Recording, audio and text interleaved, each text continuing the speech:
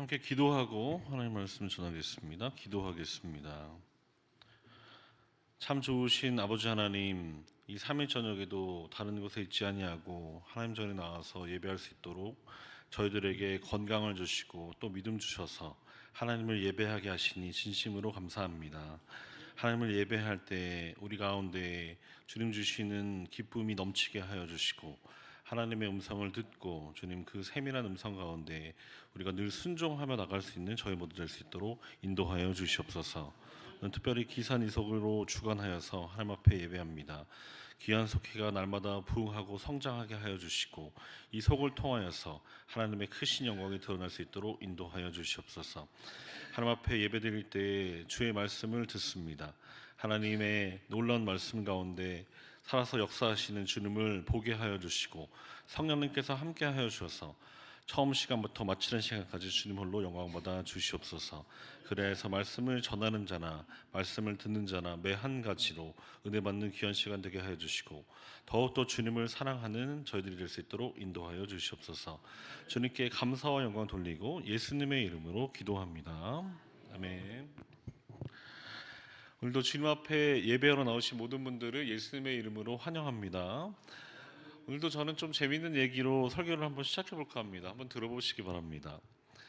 두 소년이 포도를 먹고 있었는데 맛있게 먹고 있던 한 소년이 다른 소년에게 이렇게 얘기했습니다. 어때? 포도 맛이 참 맛있지 않아? 라고 이렇게 물어보니까 다른 소년이 대답하기를 그렇긴 한데 포도에 너무 씨가 많아 라고 이렇게 대답을 했다고 합니다. 근데 잠시 후에 꽃밭을 지나가면서 첫 번째 소년이 이렇게 얘기합니다. 장미를 보니까 너무너무 아름답구나. 냄새까지 너무나 좋아. 향기가 너무 좋아서 이 꽃내음을 맡으니까 너무너무 행복해 라고 대답했다고 합니다. 그러니까 옆에 있던 다른 소년이 뭐라고 했냐면 맞아, 예쁘기는 너무 예쁜데 그런데 가시가 너무 많아. 그래서 별로야 라고 얘기했다고 합니다. 두 소년이 또다시 길을 가다가 잠시 후 휴식을 하면서 음료수를 마시는데 두 번째 소년이 이렇게 얘기합니다. 뭐야 이거 벌써 반이나 마셔버렸네 라고 그렇게 얘기하자 그것을 읽던 첫 번째 소년이 이렇게 대답했습니다. 아직도 반이나 남아있으니까 얼마나 다행이야. 사랑하는 여러분, 이 얘기를 통해서 여러분은 무엇을 느끼셨습니까? 여러분에게 없는 것에 대해서 불만 불평하지 마시고 하나님께서 이미 여러분에게 주어주신 그러한 놀라운 사람들을 생각하시면서 늘 감사하실 수 있는 저희 여러분 되었으면 좋겠습니다. 똑같은 상황이라 할지라도 감사를 하게 되면 그 감사함은 또 다른 감사를 낳게 되고 더 큰 감사를 가져오게 되는 줄 믿습니다. 옆에 사람과 이렇게 한번 인사하시겠습니다. 참 잘 오셨습니다. 네. 그럼 한 번 더 인사해 주시기 바랍니다. 함께 예배할 수 있어서 감사합니다. 시작. 함께 예배할 수 있어서 감사합니다. 네. 감사합니다. 오늘 저희가 함께 살펴본 이 시편 84편은 여호와의 집에 나갈 수 없는 형편에 대한 한 레인이 지금 성전과 성전에서 하나님께 예배하던 그 때를 기리면서 사모하면서 드린 기도 시편이다라고 그렇게 생각해 볼 수 있습니다. 지금 시인은 하나님의 집에 들어갈 수 없는 그러한 상황이 되었기 때문에 제한받고 있기 때문에 과거에 그가 누렸던 성전에서의 하나님과의 그 달콤한 교제를 지금 다시 한번 생각하면서 갈망하면서 이 노래를 썼다고 하는 것이죠. 역사적으로 살펴보면 시인은 아마 아수르 왕 사네립이 유다를 약탈했을 당시에 잡혀가서 지금 강제로 아수르 사람들과 함께 있는 그런 상황일 것이다 라고 저희는 생각해 볼 수 있습니다. 오늘 시편 84편의 구조를 좀 살펴보면 1절부터 4절까지 여호와의 집에 대한 갈망에 대한 그런 고백들이 나와 있고 또 5절부터 7절까지는 시온을 향해서 자유롭게 순례하는 자들에 대한 그런 복에 대해서 또 8절과 11절에 왕을 위한 기도와 성전으로의 복귀에 대한 그러한 소망을 나타내고 있습니다. 또 12절은 결론적인 부분이라고 생각해 볼 수 있습니다. 근데 오늘 시편을 보면 표제에 고라 자손의 시라고 그렇게 기록되어 있지 않습니까? 고라 자손이라고 하는 것은 앞에도 나와 있지만 사실은 레인의 증손자로서 모세와 아론에 대한 반역을 도모하다가 죽은 인물들의 그런 후손들입니다. 근데 다윗에 의해서 그들은 성전문을 지키는 그러한 임무가 주어진 것이죠. 이러한 전이해를 가지고 오늘 시편을 통해서 함께 은혜를 나눌 텐데 큰 은혜 받으시는 귀한 시간 되기를 간절히 소망합니다. 사랑하는 여러분, 여러분에게는 어떤 특별히 좋아하는 장소가 있으십니까? 어떤 분은 그것이 어떤 특정한 카페일 수도 있고요. 어떤 맛이 있는 맛집일 수도 있습니다. 아니면 여러분이 학창 시절 때 자주 놀았던 그런 공원이나 놀이터가 될 수도 있습니다. 여러분 한번 상상해 보십시오. 근데 갑자기 그 장소가 없어졌다고 한번 상상해 보시기 바랍니다. 상상만 해도 마음이 섭섭하고 싫지 않으십니까? 아마 그 이유는 그곳에 대한 추억까지도 사라지는 것 같은 그러한 느낌이 들기 때문에 그럴 것이라고 저는 생각합니다. 저도 제가 하나님을 만났던 장소와 학창시절 때 자주 운동했던 그 장소가 리모델링 되거나 아니면 사라졌을 때 그것을 생각하면 참 마음이 아쉽고 또 그렇게 뭔가 비어있는 것 같은 그런 느낌이 들 때가 있다고 하는 것이죠. 근데 본문의 시인은 단순하게 맛집이나 쉴 곳 때문에 그것을 그리워하는 것이 아니라 지금 여호와 하나님의 성전인 그러한 성전을 그리워하고 있다는 사실입니다. 성전에 대한 깊은 애정을 나타내고 있죠. 왜 그런 것일까요? 왜 장막과 성막을 그렇게 그리워하면서 사모하는 것일까요? 오늘 말씀해 보면 얼마나 사모하고 얼마나 그리워했든지 사랑스럽기까지 하다라고 그렇게 고백하고 있지 않습니까? 여러분, 시인이 예배하는 그곳은 뭔가 다른 곳이기 때문에 너무너무 아름다워서 그런 것일까요? 아니면 그곳에만 가면 뭔가 콩고물이라도 떨어져서 좋은 것을 얻을 수 있었는데 지금은 그러지 못해서 그렇게 이야기하는 것일까요? 사실은 그런 것이 아니라 시인은 하나님의 장막을 극히 사랑하는 그러한 표현을 한 것입니다. 그래서 하나님이 임재하시는 처소인 장소가 되기 때문에 지금 그곳을 사모하고 있다고 하는 것이죠. 찬송가 438장 3절에는 이런 가사가 있습니다. 높은 산이 거친 들이 조막이나 궁궐이나 내 주 예수 모신 곳이 그 어디나 하늘나라 할렐루야 찬양하세 내 모든 죄 사함 받고 주 예수와 동행하니 그 어디나 하늘나라. 하나님의 임재가 있는 곳이면 그 어디든 그곳이 하늘나라가 되는 줄 믿습니다. 할렐루야. 시인이 성전으로 나아갈 수 없는 그런 답답하고 절박한 상황에서 여호와의 궁전, 즉 성전의 뜰을 얼마나 사모했든지 내 영혼이 기진맥진할 정도다라고 그렇게 고백하고 있지 않습니까? 이렇게까지 고백을 하는 그 이유는 하나님을 너무나 사랑하고 하나님을 경외하는 그 경외심이 가득해서 지금 하나님의 성전에서 경배하고 경외하고자 하는 그 마음이 가득하기 때문에 그렇습니다. 그러면서 마음과 육체, 즉 시인의 전인이 살아계신 하나님께 그렇게 부르짖는다라고 이야기하고 있습니다. 사랑하는 여러분, 여러분은 하나님의 성전에 대해서 사모하는 그 마음을 가지고 계십니까? 가지고 계십니까? 그렇다면 예배를 귀중히 여기고 전심으로 주의 전을 소중히 여기시는 여러분 되시기를 간절히 부탁드립니다. 주님을 사모하여서 예배와 주의 성전을 귀히 여기시는 여러분을 바로 하나님도 귀히 여겨주실 줄 믿습니다. 무엇보다 하나님을 사랑하는 그 일에 그냥 살아가는 것이 아니라 마음과 뜻과 정성을 다하여서 하나님을 사랑하실 수 있는 저와 여러분 되기를 간절히 소망합니다. 3절에 보면 시인은 하나님을 만군의 여호와다, 나의 왕이다, 나의 하나님이다 라고 그렇게 고백하고 있습니다. 이를 통해서 시인이 하나님을 절대적인 권능자로서, 통치자로서 지금 갈망하고 사모하는 그 마음이 담겨 있다는 것을 저희는 엿볼 수 있습니다. 그런데 이 아름다운 고백 속에는 하나님만이 자신의 그러한 어려운 형편에서, 고통스러운 상편에서 회복시키실 수 있는 분이다라는 그런 믿음이 담겨 있습니다. 시인이 얼마나 주의 성전을 사모한지 아십니까? 오늘 제단 곁에서 자유롭게 집을 짓고 있는 새끼들의 위해 보금자리를 마련하고 있는 그 세대를 바라보면서도 야, 저 새는 정말 부럽다라고 얘기할 정도로 그렇게 좋아하고 있습니다.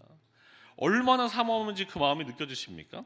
그러면서 무엇이라고 했냐면 주의 집에 거하는 자들, 성전에서 자유롭게 하나님을 예배하는 자들, 그 자들이 얼마나 복된지 그들에게 행복이 있고 그것들을 부러워하고 있다라고 지금 얘기하고 있죠.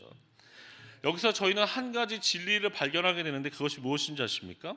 주의 집에 거하는 자들은 행복이 충만하게 되는데 그 행복이 무엇으로 오는지 아십니까? 어떤 기쁨인지 아십니까? 다른 것이 아니라 하나님을 찬양하는 것으로 기쁨을 얻을 수 있다는 그런 사실입니다. 사랑하는 여러분, 우리들이야말로 하나님의 성전에서 주님을 찬양하며 예배할 수 있는 복된 사람인 것을 믿으시기 바랍니다.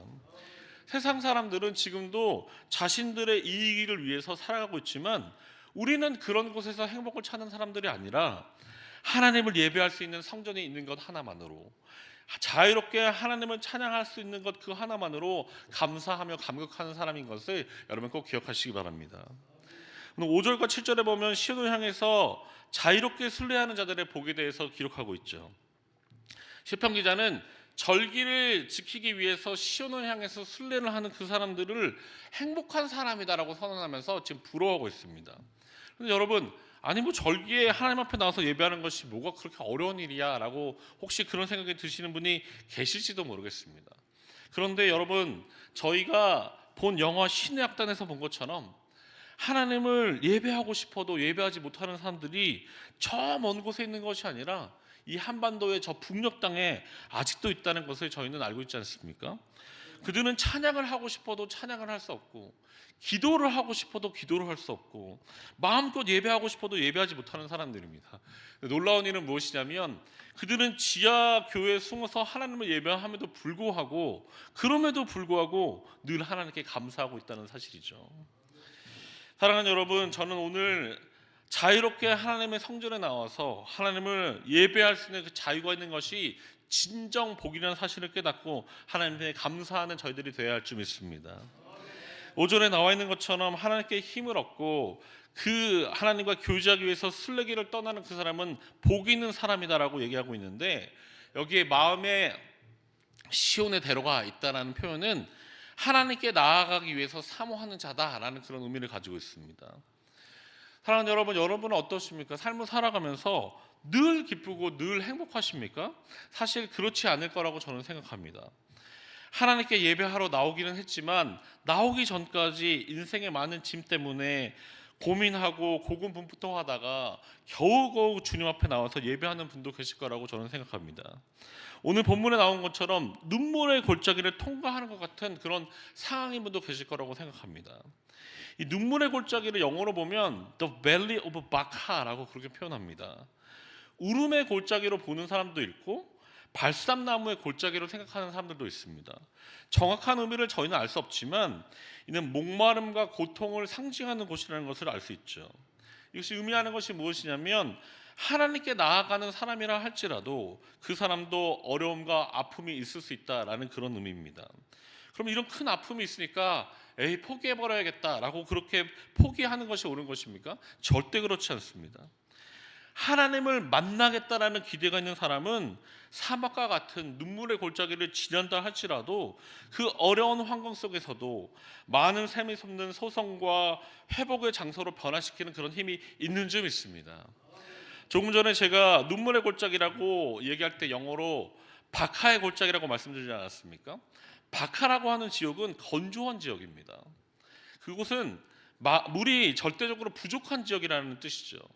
그런데 감사한 것은 그것을 통행할 때 이른비, 즉 가을비를 내려주신다는 그런 말씀입니다. 상상해 보십시오. 가을비가 태양이 장렬하는 이스라엘 산과 그러한 골짜기에 푸른 채소와 곡식들을 지금 뒤덮이게 만드는 것처럼 순례자들이 가는 그 길에 하나님의 놀라운 은혜가 그 안에 담겨 있다는 것을 한번 상상해 보시기 바랍니다. 이것이 얼마나 감사한 일입니까?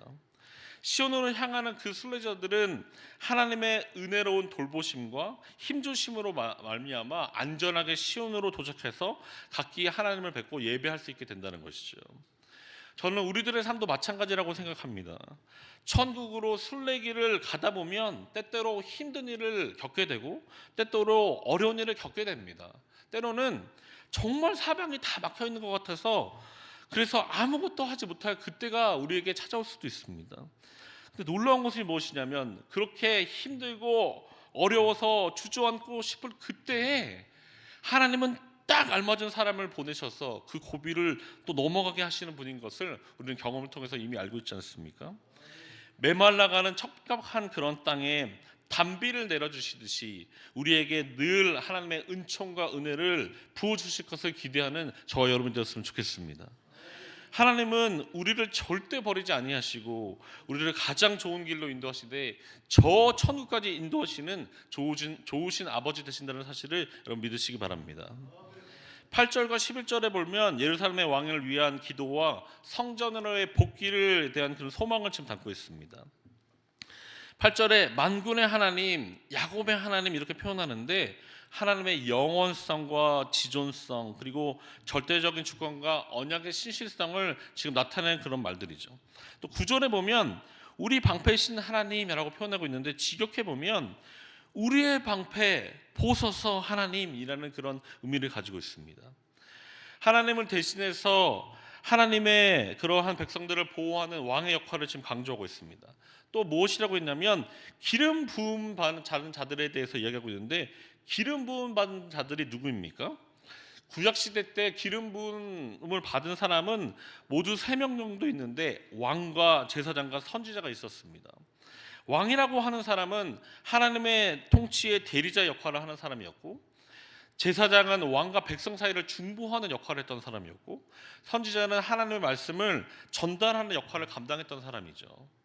그런데 오늘 본문에 하나님에 의해서 세움받은 그 사람은 하나님의 대리자로서 그렇게 통치자로서 왕을 의미하는 것입니다. 시인이 그런데 그 왕을 위해서 지금 기도하고 있는 이유가 있습니다. 무엇이냐면 하나님께서 예루살렘의 왕에게 복을 주셔야만 성전에서 봉사하는 그 복귀하는 소망을 지금 가질 수 있게 되기 때문에 그렇습니다. 그리고 10절에 저희들에게 친숙한 그 말씀이 드디어 등장합니다. 바로 하나님의 성전에서 지내는 그 한날이 다른 곳에서의 첫날보다 낫다라고 고백하고 있습니다. 악인의 장막에 거하는 것보다 하나님의 성전에 문지기는 것이 더 좋다라고 지금 이야기하고 있지 않습니까? 이 안에 시인의 그러한 상이 반영되어 있는데 악인은 아수르의 사르곤 2세에 의해서 가나안 땅에 들어와 지금 현재 시인과 함께 살게 된 사람들을 의미하는 것입니다. 그런데 시인이 생각할 때 그들의 삶을 보니까 너무너무 좋아 보이는 거예요. 그런데 시인이 뭐라고 했냐면 아무리 그들의 삶이 좋아 보인다 할지라도 하나님을 경외하지 않는 그들의 삶이라면 나는 그들의 삶에 참여할 마음이 전혀 없다라는 것을 지금 보여주는 것입니다. 시인이 원하는 것이 뭔지 아십니까? 지금 시인이 집중하고 있는 것은 하나입니다. 이전처럼 성전의 문지기로 성전에서 봉사하며 하나님과 교제하고 싶은 마음만 가지고 있다고 하는 것이죠. 이런 생각이 들지 않으십니까? 아 그래 성전의 문지기면 성전에서 일하는 사람들만 이야기하는 것이 아닌가라는 그런 생각이 드실 수도 있을 것입니다. 그런데 이는 레위인을 얘기하는 것인데 성전에서 성전을 지키는 그런 문지기를 뜻하는 것이 아니라 하나님을 경배하기 위해서 성전이나 성막 입구에 들어가기 위해서 간절히 간구하는 그 사람을 의미하는 것이죠. 다시 말씀드리면 본문에 나와 있는 문지기는 직임으로서의 문지기가 아니라 오히려 동사로 쓰여서 그 문지박에 선다는 그런 의미를 가지고 있습니다. 예배를 사모하는 모든 사람을 뜻한다는 것이죠. 바라기는 저와 여러분 모두가 하나님의 성전을 사모하고 하나님을 너무나 예배하기를 소망하여서 주님 주시는 그 축복을 듬뿍 받을 수 있는 저와 여러분 되기를 간절히 소망합니다. 하나님만이 우리의 생명이 되시고 근원이 되시고 참된 보호자가 되심을 기억하면서 감사할 수 있는 저와 여러분 되었으면 좋겠습니다. 하나님은 하나님을 경외하고 정직하게 살려고 노력하는 그 하나님의 백성들에게 은혜와 평강과 물질 등 좋은 것을 아끼지 아니하시는 참 좋으신 아버지 되는 줄 믿습니다. 여러분 이런 생각이 드실 수도 있을 것입니다. 목사님 저도 알고 있는데 하나님을 감사하는 그 마음을 제가 표현하고 싶은데 어떻게 해야 될지 모르겠어요 하시는 분이 혹시 계실지도 모르겠습니다. 그런데 지금 우리가 하나님 앞에서 하고 있는 이 행위, 바로 예배가 하나님의 감사를 고백하는 행위인 것을 여러분 기억하시기 바랍니다. 사람은 한 번, 두 번 도와줄 수 있는데 또 전화를 하면 귀찮아할 수도 있습니다. 그런데 하나님은 만군의 하나님이 되셔서 주님을 의지하는 자를 친히 도와주기 위해서 기다리시는 분. 그래서 오늘 말씀이 뭐라고 기억합니까? 주님께 의지하는 그 사람은 복이 있다라고 우리에게 가르쳐주고 있습니다. 오늘도 기도로 주님만을 의지하시는 저와 여러분 되기를 간절히 소망합니다. 아멘. 저희 함께 찬양하고 주님 앞에 기도할 텐데요. 그 사랑이라는 찬양이 있습니다. 그 사랑이라는 찬양이 있는데 이 사랑은 다른 사랑과 다른 사람이에요. 뭐냐면 이 사람은 깨지지 않는 사랑입니다. 컨디셔널한 그러한 사랑이 아니라 뭔가 조건이 있어서 사랑하는 사랑이 아니라 하나님께서 우리를 사랑하신 그 사랑을 찬양하는 그러한 찬양입니다. 이 사랑을 함께 찬양하고 우리 주님 앞에 간절히 기도하는 시간 갖도록 하겠습니다.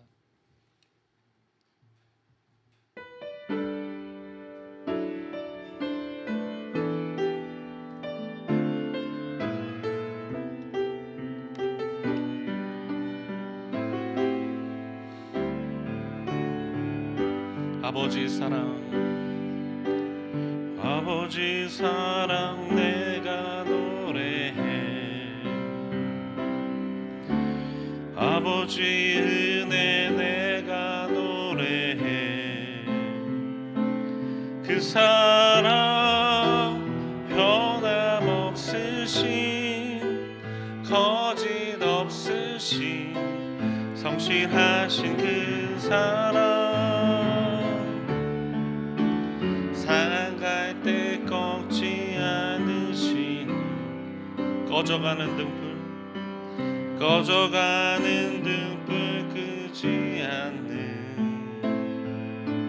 그 사랑, 변함없으신 거짓 없으신 성실하신 그 사랑,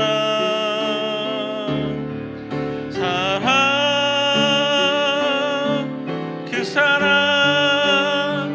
나 위에 죽으신, 나 위에 다시 사신 예수 그리스도, 다시 오실 그 사랑, 죽음도 생명도 천사도 하늘의 어떤 권세도 끊을 수 없는 영원한 그 사랑 예수. 우리 한 번 더 아버지 사랑, 아버지 사랑 내가 노래해. 아버지 은혜 내가 노래해. 그 사랑 변함없으신 거짓 없으신 성실하신 그 사랑, 상할 때 꺾지 않으시는 꺼져가는 등불 끄지 않는 그 사랑, 변함없으신 거짓 없으신 성실하신 그 사랑,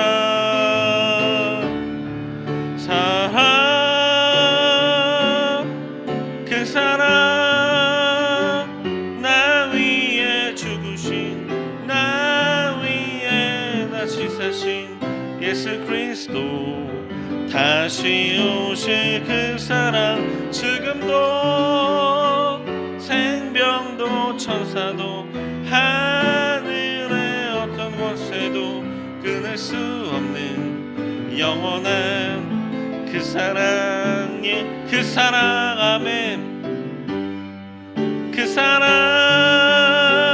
나 위에 죽으신, 나 위에 다시 사신 예수 그리스도, 다시 오실 그 사랑, 죽음도 생명도 천사도 하늘의 어떤 권세 영원한 그 사랑 예수. 이 시간에 우리 함께 기도할 때 하나님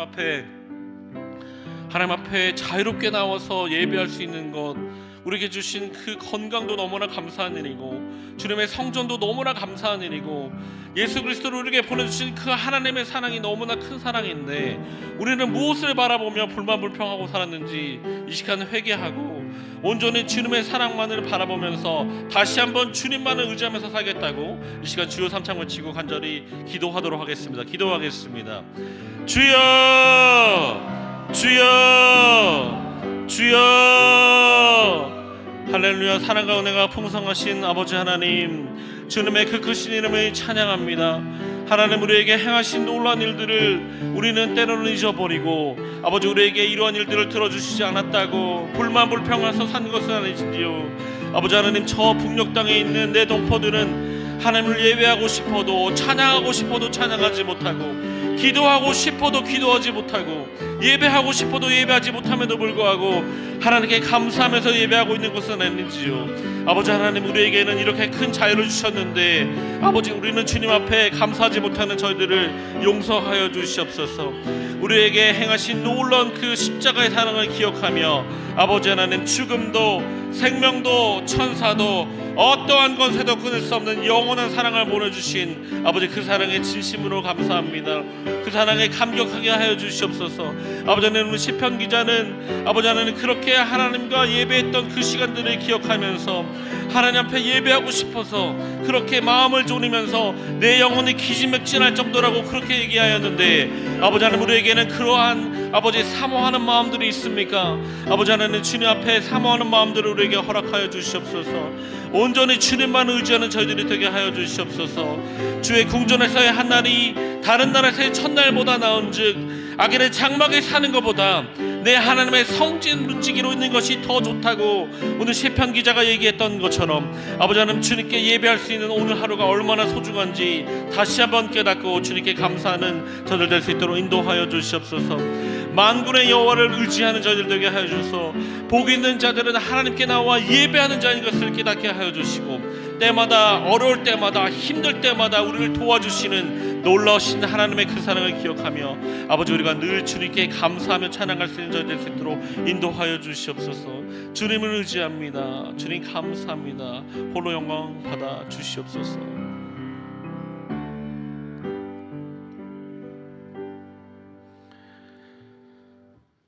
아버지 하나님, 주의 장막이 어찌 사랑스러운지요.